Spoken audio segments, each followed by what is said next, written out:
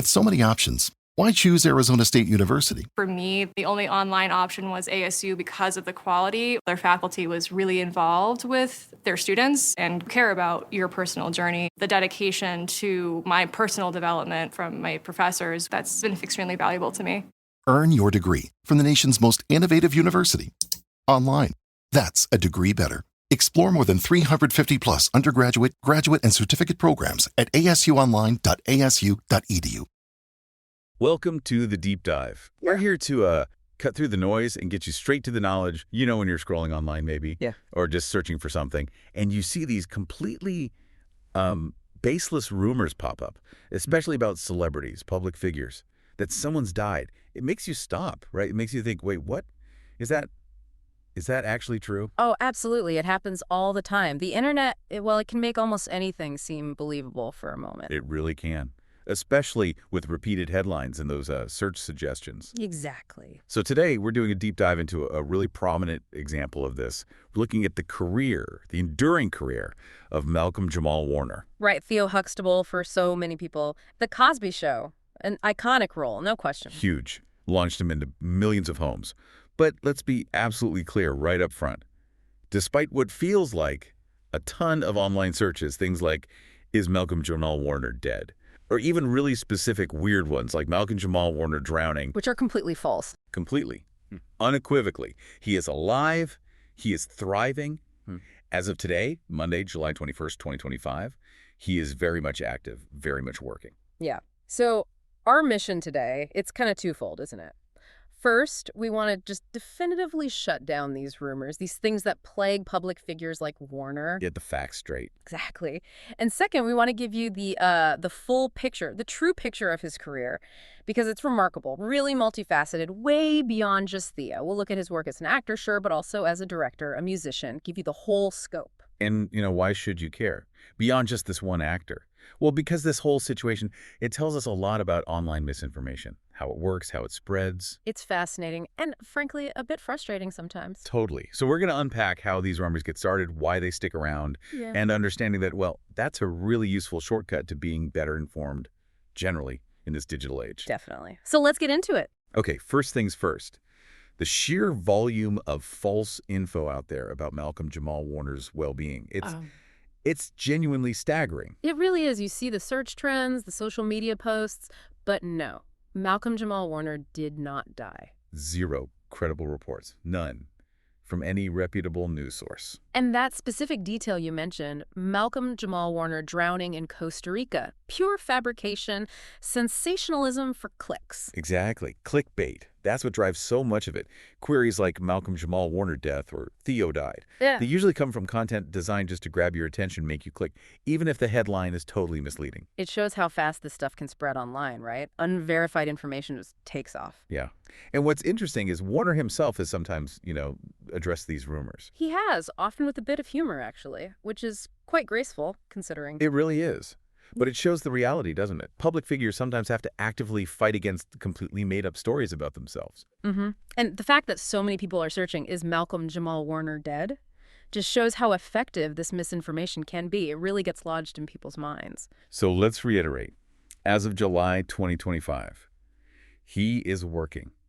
He's starring in TV shows, he's making music, he's out there making public appearances. His work continues, that's the reality. His contributions to the arts are ongoing. Okay, so let's talk about where it all started for most people. Theo Huxtable, The Cosby Show. Right, you have to start there. 1984, that show wasn't just a hit, it was a cultural phenomenon. Oh, completely. It changed the game for how African-American families were shown on TV, became the anchor of NBC's must-see TV. And Warner played Theo, the only son of Cliff and Claire. He was just so relatable. He really was. That typical teenager, kind of navigating school, girls, what he wants to do with his life. Often funny. Sometimes a bit goofy. And you watched him grow up over 8 seasons, right? Dealing with dyslexia, which was pretty groundbreaking to show on mainstream TV back then. Huge, yeah. Exploring jobs, relationships, Warner's performance, it felt really authentic. People loved Theo. Millions did. All over the world. And his scenes with Bill Cosby as Cliff Huxtable, they were often the heart of the show, weren't they? Funny, yeah, but also touching on real stuff. father-son things, education, life lessons. Absolutely. The show was consistently top-rated.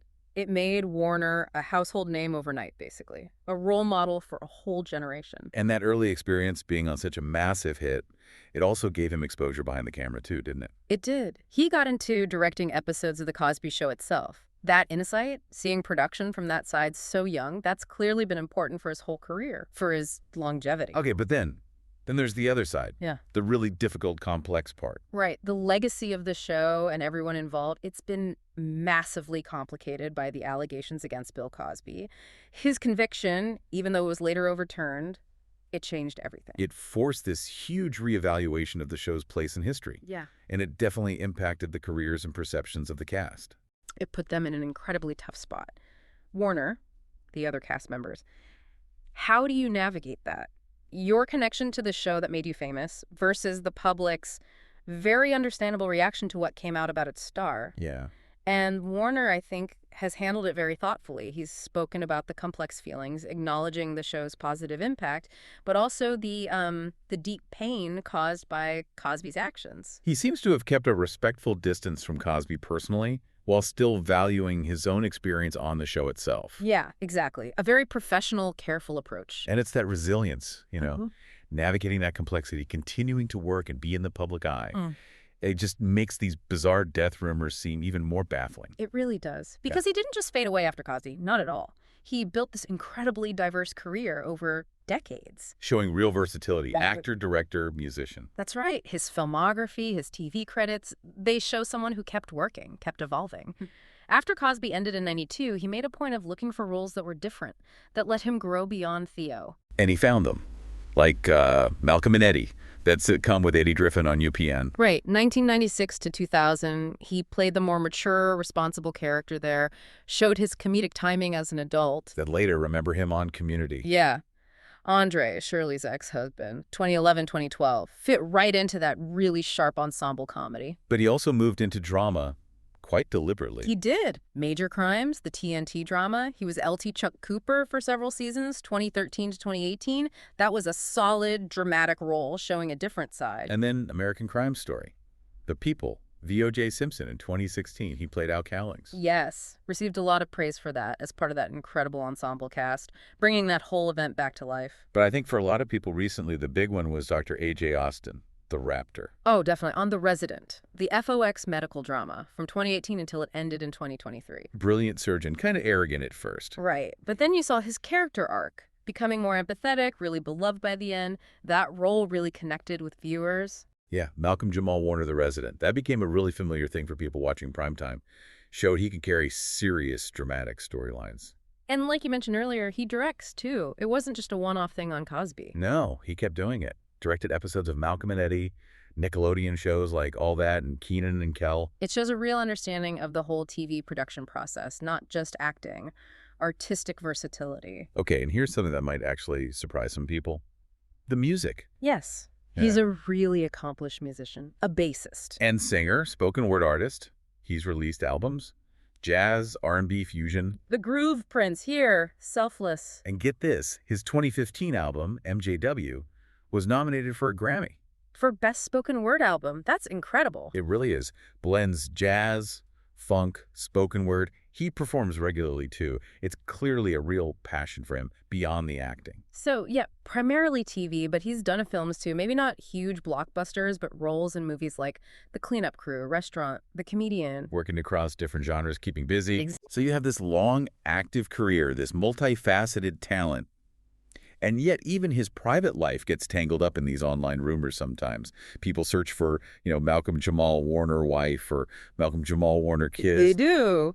And as of now, July 2025, he is married to Jessica Williams, an actress and dancer. Right. They reportedly married around 2017, and they have a daughter also born around then. But he tends to keep his family life very private. Doesn't talk about it much publicly. Which is totally understandable. Completely. But sometimes that desire for privacy can kind of inadvertently create a vacuum where speculation or even false rumors can creep in because there's just less verified public information. That makes sense. And before his current marriage, he had some high-profile relationships, too. Yes, with Michelle Thomas, who played his girlfriend Justine on The Cosby Show. And tragically, she passed away young from cancer back in 1998. Right, and that specific point is actually quite key, potentially. It's possible some of the confusion, these persistent false death rumors, might stem from people conflating his life with the real tragedy of someone closely connected to him, like Michelle Thomas. That's a really interesting point. He also dated Karen Molino White from a different world and had a long relationship with Regina King. Mm-hmm. And just to touch on it, since people search for it, Malcolm-Jamal Warner net worth reports estimated around $10 to $12 million as of 2025. Which reflects, decades of consistent work. The Cosby Show earnings, yes, but also everything since then. Acting, directing, music. It shows how steady work and diversifying your talents can build a career and wealth in this industry, even if you're not, say, a huge movie star. Okay, so this brings us right back to the core issue. These rumors, the death rumors, that specific drowning story, they're just such a stark example of how misinformation works online. They really are. When people search TMZ, Malcolm-Jamal Warner, or just who died today, they might stumble across this fake stuff. That Costa Rica drowning thing feels like a classic internet hoax, doesn't it? Maybe mixing up details from some other unrelated event or just totally made up for shock value. Absolutely. And beyond just clickbait, there's this psychological element, too.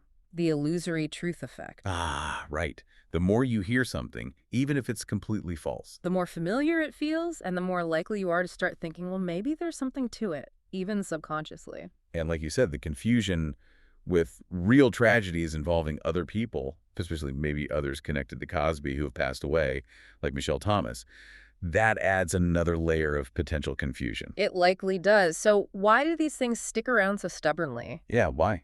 Well, false death reports are, unfortunately, a pretty common tactic for shady websites or social media accounts. They want clicks, they want ad revenue. Exploiting emotion, curiosity. Exactly. And things spread incredibly fast before anyone has a chance to verify them. Plus, the algorithms on social media. The code that decides what we see in our feeds. Right. Those algorithms can accidentally amplify these hoaxes. They see something getting a lot of clicks or shares, and they push it out to more people, making it seem more legitimate or widely believed than it actually is. So a really key insight here is just pause. Before you share something shocking like that, just take a second. Do a quick search on a couple of actual news sites. Yes. That simple step can break the cycle of amplification. It's about critical thinking, isn't it? Verifying info from multiple reputable sources. Especially before believing or spreading these kinds of claims. The fact that so many searches for, is Malcolm-Jamal Warner dead, exist, really just hammers home how powerful these rumors are, even when they fly in the face of reality. Mm-hmm. So wrapping things up, we've looked at Malcolm-Jamal Warner's career, right? From Theo, this cultural icon, all the way to his current work, The Resident, is directing that Grammy-nominated music. A really resilient and varied career. And the main point, the most crucial takeaway, he is very much alive. He's still contributing, still creating. Absolutely. And we've seen how those false searches, Malcolm-Jamal Warner death, they really highlight the power of these rumors. Fueled by clickbait, maybe by psychology, maybe even confusion with real sad events like Michelle Thomas passing away. Yeah. And reflecting on all this, his ongoing career versus these persistent false rumors, it does raise a bigger question, I think, for you, for all of us listening. Well, in this age of just instant information, algorithms pushing stuff at us constantly, how do we get better at telling fact from fiction? How do we cultivate those critical thinking skills? right. And maybe what responsibility do we have as people who consume and sometimes share information to slow down the spread of this unverified stuff, whether it's about a public figure or really about anyone? That's definitely something to think about as you go about your day. This has been The Deep Dive. We hope we've given you plenty to mull over.